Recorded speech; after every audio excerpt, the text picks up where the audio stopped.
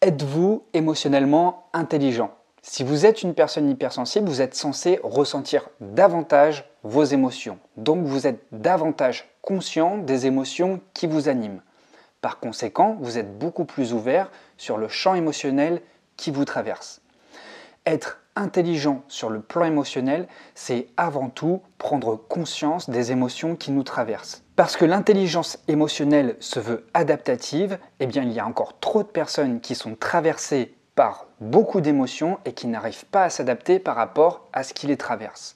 Savoir être intelligent sur le plan émotionnel, c'est savoir prendre en compte ce qui nous anime, ce qui peut nous chambouler, ce qui peut nous bouleverser, ce qui peut nous mettre en joie. Et la fonction première d'une émotion, c'est de fournir une réponse adaptative pour vous permettre de vous réguler au niveau de votre comportement.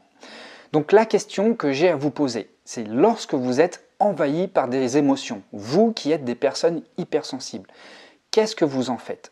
Vous avez déjà conscience que vous pouvez probablement être submergé. Il y a un trop-plein d'émotionnel, trop d'informations, vous n'arrivez pas à discriminer les informations utiles des informations inutiles dans votre environnement, ce qui peut faire un effet cocotte-minute. Vous pouvez déborder de partout. Ok, ça c'est un fait. Mais maintenant, est-ce que vous vous ajustez par rapport à vos émotions? Est-ce que vous essayez de comprendre quel besoin caché derrière ces émotions n'a pas été satisfait?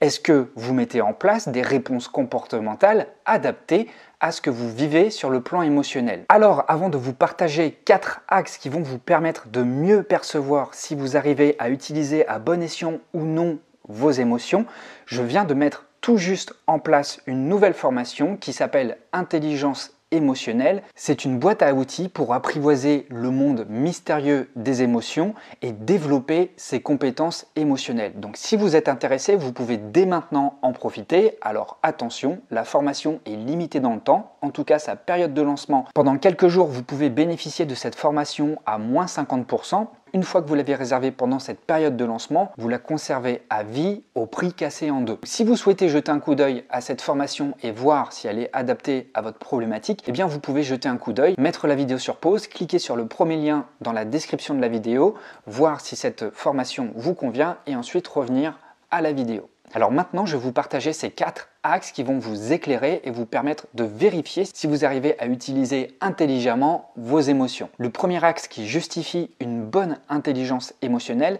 c'est la perception et l'expression de ces émotions. Ici, il s'agit simplement d'identifier ses propres émotions à travers leurs manifestations physiques et psychologiques. On peut ressentir des émotions non seulement sur le plan corporel, on a des tensions dans le corps, on a les poings qui se ferment, on peut avoir les mâchoires qui se serrent, on peut rougir, on peut tout de suite avoir très chaud, on peut avoir la chair de poule. La question à se poser, c'est est-ce que vous êtes attentif à tout ça? Vous pouvez aussi également avoir des manifestations psychologiques. Il y a des moments où vous vous sentez très dynamique, c'est souvent lorsque vous êtes en joie, et il y a d'autres moments où vous pouvez vous sentir beaucoup plus apathique. Généralement, lorsqu'on est triste, on a une chute d'énergie.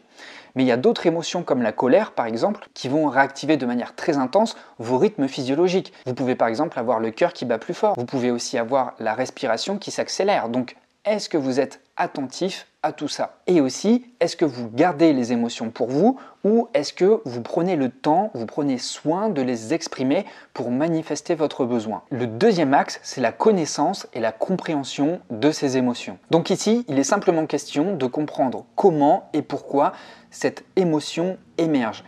Également, il faut savoir aussi repérer le besoin caché qui est derrière chaque émotion.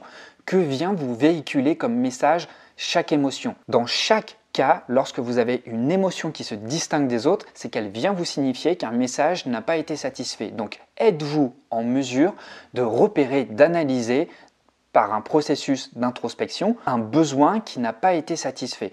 Est-ce que c'est facile pour vous de faire le lien entre ce que vous ressentez, ce que vous éprouvez et ce dont vous avez besoin au plus profond de vous? Le troisième axe qui justifie une bonne intelligence émotionnelle, c'est la gestion des émotions. Donc ici, il s'agit simplement d'être ouvert aux émotions positives ou négatives, mais je préfère dire agréables ou désagréables parce que même les émotions désagréables ont leur utilité et d'être en mesure de les réguler.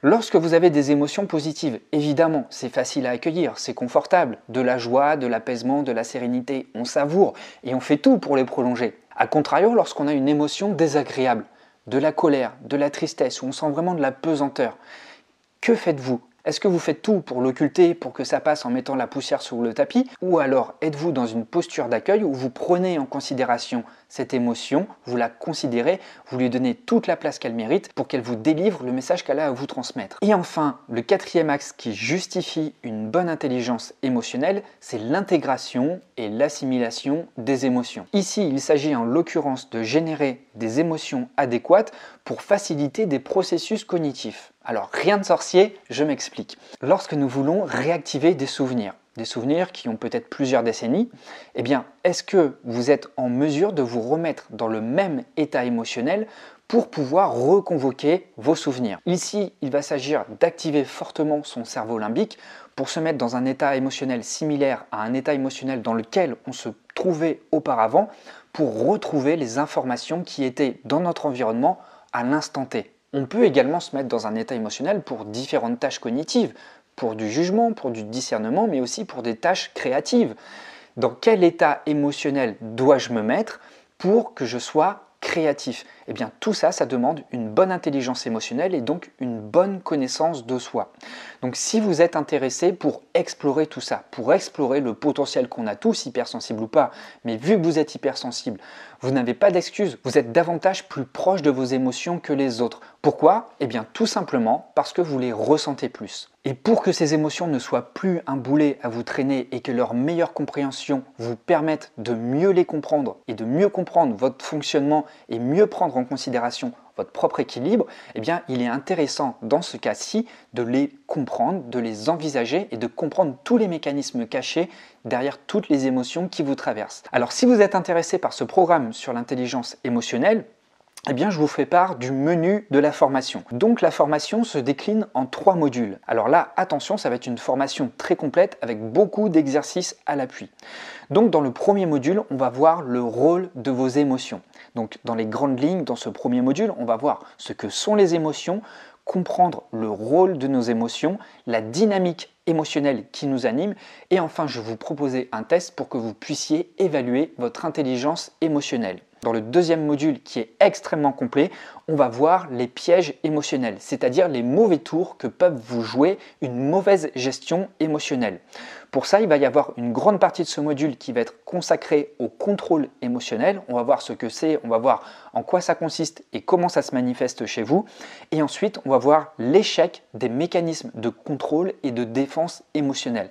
Là-dessus, sur ce pan-là, il y a un paquet de vidéos qui va faire l'inventaire de tous les mécanismes qui vous mettent en échec sur le plan émotionnel. Et enfin, dans le troisième module, on va aborder la boîte à outils. Ce sont les 5 compétences pour apprivoiser et vivre ces émotions sereinement. Donc parmi cette boîte à outils, on va apprendre ensemble à identifier ces émotions, à comprendre ces émotions, à réguler ces émotions, à exprimer ces émotions et enfin à utiliser ces émotions à bon escient. Dites-vous que vos émotions sont des boussoles. C'est elles qui vont vous diriger en faisant le chaud et le froid dans votre corps et dans votre psychologie, là où vous devez vous orienter. Si vous êtes à même d'écouter intelligemment vos émotions, vous saurez vous respecter, vous saurez écouter vos besoins et vous saurez y répondre de manière adaptée. C'est tout ce que je vous propose de vous enseigner dans cette nouvelle formation. Donc si vous êtes intéressé, profitez de cette période de lancement qui va durer quelques jours. Vous avez juste à cliquer dans le premier lien dans la description. Moi, je vous laisse là-dessus. Je vous remercie beaucoup d'être resté jusque-là. Et si vous avez envie de communiquer avec moi, eh bien les commentaires sont faits pour ça. Je vous remercie beaucoup de rester jusque-là. Je vous remercie beaucoup pour votre écoute. Et maintenant, je vous donne rendez-vous dans la formation. À tout de suite.